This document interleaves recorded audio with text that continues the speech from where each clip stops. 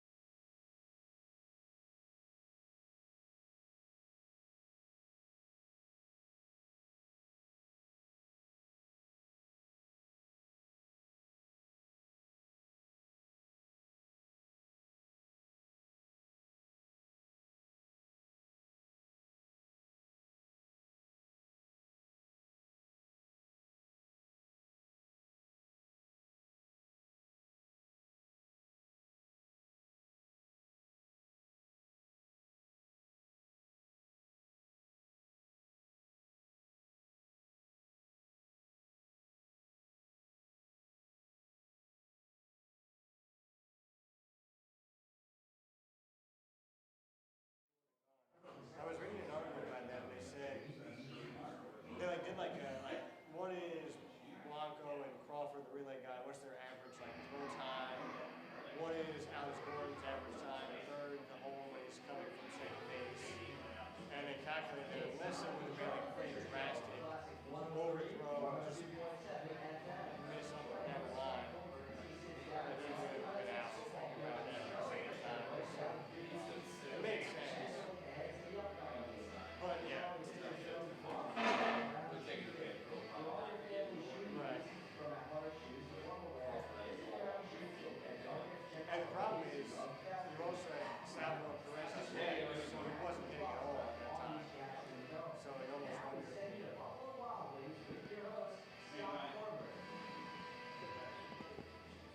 Welcome to the Charlie Fisher Show here in Macomb, Illinois, Buffalo Wild Wings. We thank you so much. This is presented by our good friends at the Brown Shoe Fit Company.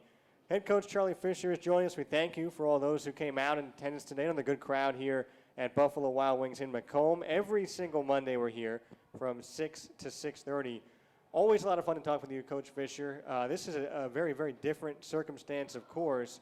Coming off your conference opener against South Dakota State, a game that started off very, very well, but then seemed to go off the rails a little bit towards the end of the second quarter.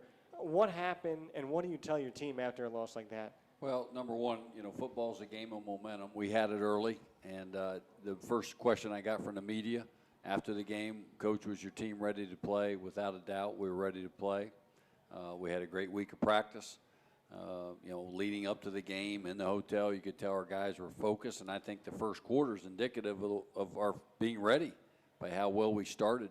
We started great on defense. We got the ball. We moved it. We put 14 up on them quick. But football's a game of momentum. They got back in it. We just could not. They hit the third down plays in the second quarter. We had them 3rd and 16. They convert. We had them 3rd and 7. They convert for a touchdown. We had them 3rd and 12. They convert on the reversal. And then we weren't able to generate anything on offense. We had a bad 3 and out, and it just snowballed. And before you knew it, they were up 28-14. And now on the road, you're gasping for air, trying to find a way to reverse the momentum. And that's also an awesome place to play. They get a good crowd. It's always very, very loud there. I think one of the things you always have to talk about when you go to a South Dakota State, and I'm sure it's similar with North Dakota State and some of the other big-time schools in this conference, not only do you have to go a long distance and play in a tough environment like what the Jackrabbits had on Saturday, but you had to sit around all day until a 6 o'clock kick. Do you feel like that affected your guys a little bit and maybe getting a little bit tired towards the end of the game? I don't think so. I really don't. Our guys were ready to play, and we have a pretty veteran team that's made these trips before, and I've made a lot of them. I think the hardest part is you can't fly directly out of Macomb right to where you're going. You got to make an hour and a half drive and then a flight and another hour drive to get where you're going. But I'm not one for making excuses or anything like that. At the end of the day, we were ready to play. We didn't play well enough, and if you don't play well enough, you're not going to win. That's the bottom line. And in the second and third quarter, we didn't play well enough to give ourselves a chance. It's always interesting. As a coach, you're always trying to teach and find the lesson, even in a loss like that. You have a distinct message every single week for your team. Last week was my brother's keeper. This week, what is the message after last Saturday's game? Well, we got one message I got is we got to rise and fight again.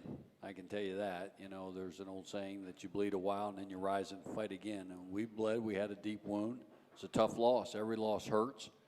I felt like we were prepared to play. We're ready to play. I'd certainly like to have the opportunity to play again against them, but we have to play well now to finish out. Obviously, get that opportunity again. But we're not going to let one loss become two by our preparation and being ready to play. So, it's a one-game season every week. This one didn't work out the way we'd hoped. So it's our job and my job as a leader to get us to bounce back. We got great people in our locker room. We got a bunch of guys that care, and I don't have any doubt we'll be ready to play. One of those guys, Steve Mercado, will join us in a little bit. Really excited to talk with him, a fifth-year senior defensive tackle who's had a great start to this season. We talked a little bit about the transfers last week and their impact on this Western Illinois squad that's still 3-1. Still ranked, still off to a tremendous start to this 2016 season. One of the guys that's always a topic of conversation is Sean McGuire. And I think Saturday was really one of the first times he's faced significant adversity, throwing 2 interceptions for touchdowns. What did he do after that? And even today in practice and in meeting with him and whatnot, that gives you faith that he's going to be able to bounce back from that performance? Well, Sean's always ready to go. And, he's a great leader, number one. And you couldn't ask for a better leader in your offense and on your team. He's just got that look in his eyes, a tough situation, trying to get back in the game.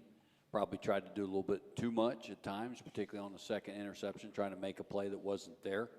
But this guy is a champion now. He gets right back. He gets it. He came right back, practiced hard. And the text he sent me at night, hey, Coach, we got this. We'll be okay. And that night, he wants to do well. He takes a lot of pride in his job as a leader and a quarterback on our team and preparation. And I got all the faith in the world in Sean. What they do on defense, they do very well. They're well coached. They're going to be in the right spot. And they found a way. And they made us one-dimensional when you're down 35-14.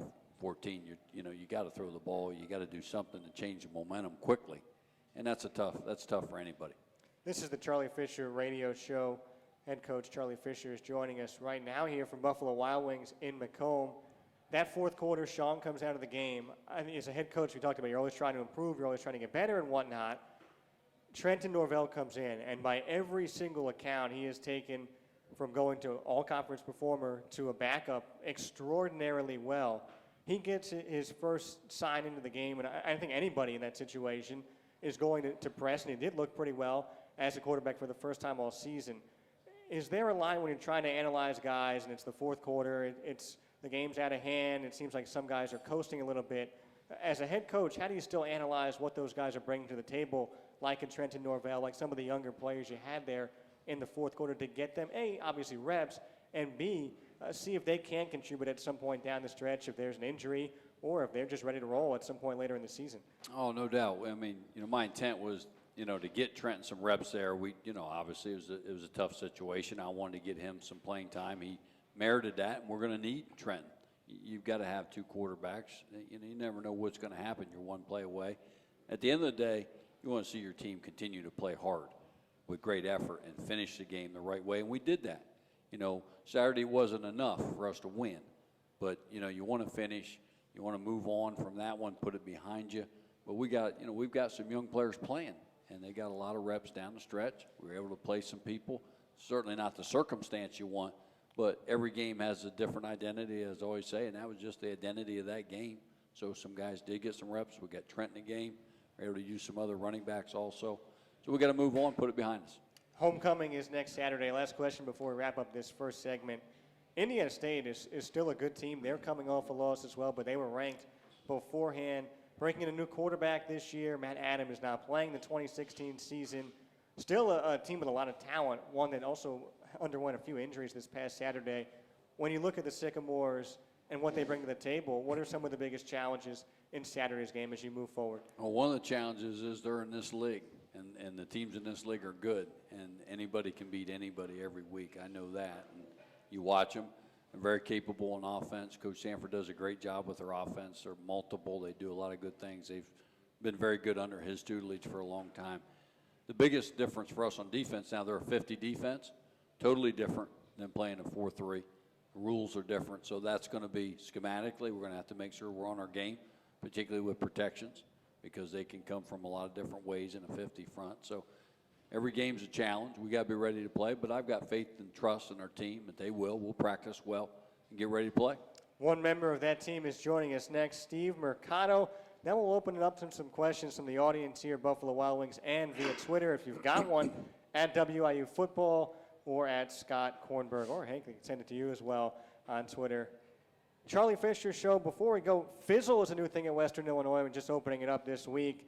You can get text message alerts, scores, updates in the Leatherneck Club, press releases, Purple Platoon, so a lot going on with Fizzle. Visit goleathernecks.com for more information there. This is the Charlie Fisher Show. Defensive tackle Steve Mercado will join us next. We'll be right back.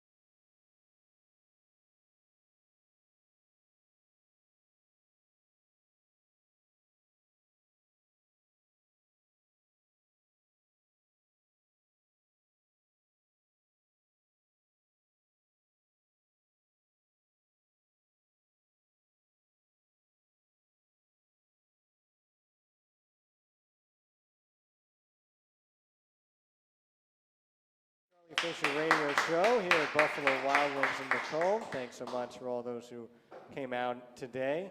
This show is presented by our good friends at the Brown Shoe Fit Company in Macomb as well, just a little bit down the road here on Jackson Street.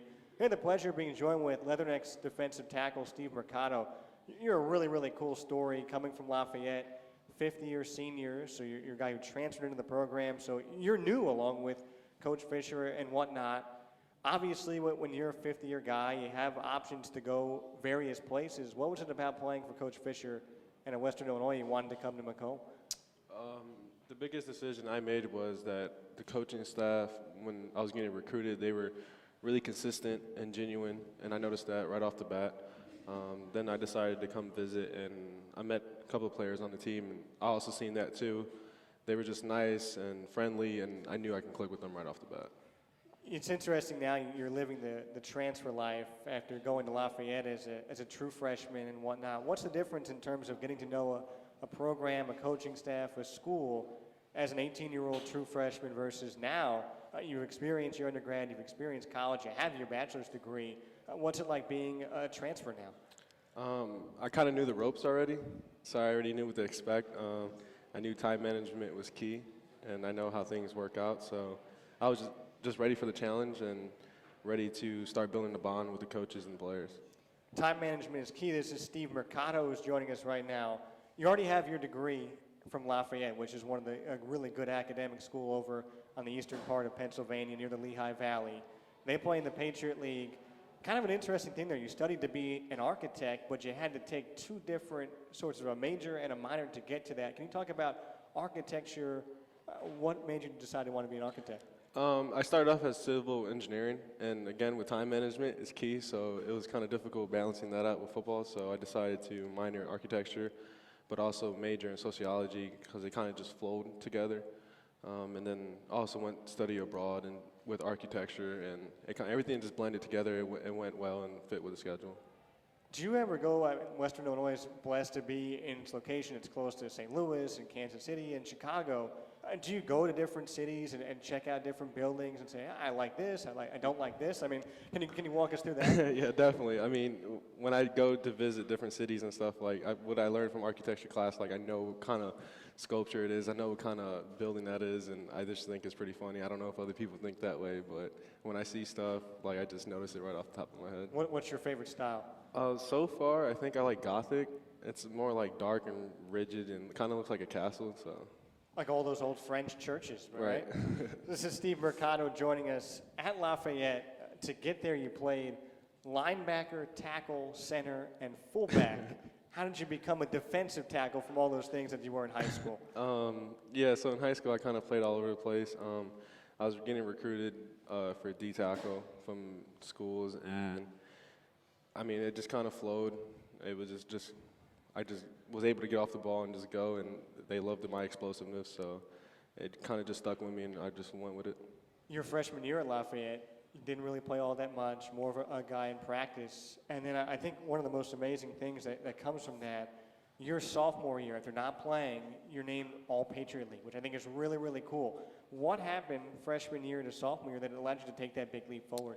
Well, I took scout team seriously, like Coach Fisher harps on every day, and I hope the freshmen do understand that. My game days were Tuesday and Wednesdays. Every time I went out to practice, I used to yell on the field, game day for me, and I just used to go so hard, and I used to get the starting offensive line so mad. I was just that freshman, and that just carried with me throughout my career, and when sophomore year and the opportunity came, I just went nuts on the field. All-Patriot League player. As a defensive tackle, you're sometimes kind of lost in the shuffle, I think, a little bit, is you're not putting up monster numbers at times. It depends, obviously, on the defense. What is it like to sometimes you do get to rush the quarterback and you do make the stop in the backfield. You do get an interception like you had a couple of weeks ago. But also at the same time to be selfless and know that sometimes your job is to just occupy a blocker, two blockers, three blockers to blow something up so that Brett Taylor or a linebacker like Riggs Baxter behind you can make the play right at the line of scrimmage. I mean, I don't really worry about that. I just worry about doing my 111, and when my time comes, I just make sure I answer the call. The linebackers we have here are great, and they're very appreciative of us, and that's all I really ask for. I mean, after every play, they come up and smack me or say good job whenever, and that's all I can ask for. Steve Mercado is joining us right now on the Charlie Fisher radio show. This is presented by our good friends at the Brown Shoe Fit Company. As a defensive tackle, obviously you guys also watch film as well. And I'm sure for a cornerback, you're watching what the receiver does. Hey, if they're in this formation, what route are they running? What are you looking for as a defensive tackle when you're on the interior of the line on film that kind of maybe can tip you off on what an offense does and doesn't do? I watch for the most tedious stuff on the O-line, the inside guys. I probably watch one play about 5 or 6 times, and then I try to look for the same stuff what I look for like 3 or 4 more times to see if it's consistent. I try to watch film at least 20 to like minutes a day and watch, and then just jot down little notes while I watch, just to make sure what I see is consistent. When you say something you see as consistent, what are some examples? If let's say I was watching a guard, if every time he pass sets, if he's leaning forward or if he's opening up the floodgates, it's always something little that I try to look for, and I just take that into game day and use that against them. Steve Mercado joining us right now for those listening on the radio on the Charlie Fisher radio show presented by our friends at the Brown Shoe Fit Company. Last question before we let you go to kind of bring everything full circle. We talked about your journey from Lafayette to Western Illinois, stepping in the doors as an 18-year-old freshman, I'm sure pretty wide-eyed like everybody was on their first day of college. Now as a fifth-year senior, you said you know the ropes, you've been there in the past. I think one of the interesting things about this Western Illinois team, everybody in the defensive line this year is pretty much stepping into a new role. Nobody was a starter last year, even though some guys like Colin Olson and Pete Swenson and Colin Saunders played. They're still all fairly young players. What have you passed off on those guys to help them improve this early in their career to take this big step forward in playing more and more time on the defensive line? I think the most important thing I carried over so far is going hard in practice. Some of the guys, I don't know what it was before, but I just get on them and tell them, like, hey, get this rep, or make sure everyone gets this rep in, and make sure we're just all going hard. And like earlier today, me and Pete went in and watched some film together, so it's the small stuff that I carry over. Hey, every day in practice is a game day, that's right. That's right. Steve Mercado, ladies and gentlemen, for joining us. Thanks so much for your time. Yeah, no problem. When we come back, Charlie Fisher will join us again. We'll also take some questions from the audience and via Twitter at WIU Football, and I'll take them on my own one at Scott Korberg. Thanks so much for listening. Charlie Fisher joining us next. This is the Charlie Fisher Radio Show presented by the Brown Shoe Fit Company. Back after this.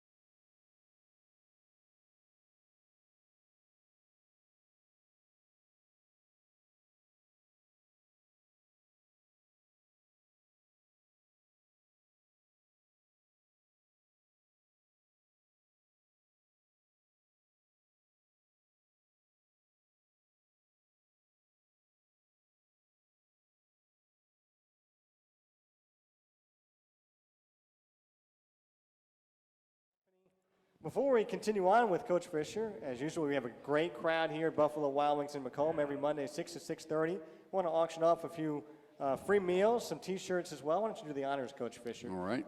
These are for a meal right here, I believe. These are for the meal? Everybody likes good food, right? Everyone likes Especially good when food. it's free. Uh-oh. JJ, where you at? Free meal. He's in.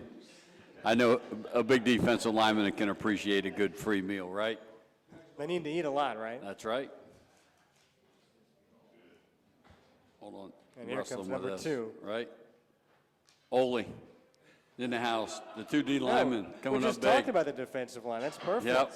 Supporting Two Steve guys, there. they came out here, supported their teammates. See? You reap what you sow. There you go. Coach Fisher, we have a question from Twitter, @JDeYoung, asking, do you have any go-to pregame rituals at all? I got a couple. I like to always walk the field before the game. When I was at NC State, we would claim the field as a team. We'd walk around it. It's kind of stuck with me. I like walking around the outside of the field. An old baseball guy, I like wearing the same. We have a big win. I like the same shirt the next week, same undershirt. I've always kind of been like that. Last year at Richmond, with the run we had, had to be the same. Do you wash it at least? Oh yeah, absolutely. My wife takes care of that, but I had the same. I was at a pretty standard uniform I was wearing every Saturday on a win streak. Because in baseball, sometimes they don't wash. If No, you're on a no. hitting streak, it can get kind of funky in the box. So No, I've never gone that route. I'm better than that, but I do have a couple of those type of things I like. You've worked with a lot of really great coaches in football. Do any pregame rituals that they do stick out? Well, Mike O'Kane, when I was with him in NC State, that was a big deal there to claim the field. That was one that was big. Every coach has kind of got their own nuance. Most times for a head coach, they kind of like to be by themselves before the game most of the time, so you kind of stay out of their way, so to speak. And, Coach O'Brien was a little bit like that, kind of stay clear, let him alone.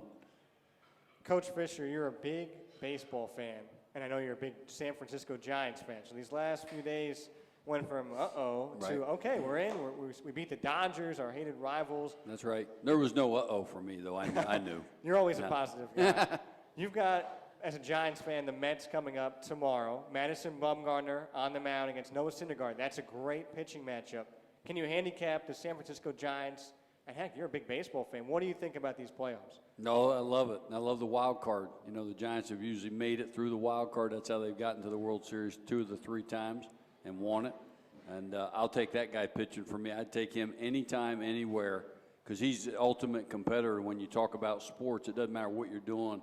He's that competitive in a big situation, really never feels the moment. His track record is such. I'd take him in one game anytime, anywhere. What do you think it is about a Madison Bumgarner, a David Ortiz who just retired, and Eli Manning, guys who step up when the lights seem to shine the brightest? Is there something you look for as a coach in players that maybe their character or something they do in preparation allows them to succeed in those big moments? Yep, absolutely. I think all those guys have the same DNA. They're not afraid of the big moment. And the best players, no matter the bigger the stage, the better they are. And they don't flinch. And any of the ones I've been around that are kind of like that, they handle the big moment with ease. Just great confidence. They prepare. They know they can do it. As a football coach and also a big baseball fan, what do you take from a game like baseball where it's a game predicated on failure, Right. where you fail, even the best, as they say, 70% of the time you fail? Do you take that into anything that you do coaching football or anything your players do if they make a mistake, just to say, hey, let's just move forward. Mistakes are part of sports. I mean, do you take anything from baseball into football at all? Well, yeah, I think obviously it is a game of failure, but you can be 0 for 4 in the 5th at bat, you can win the game. And I tell the quarterbacks I've always coached, you can be having one of the toughest games of your life, but the game may come down to the last drive, and you got to find a way to win it, no matter how you played.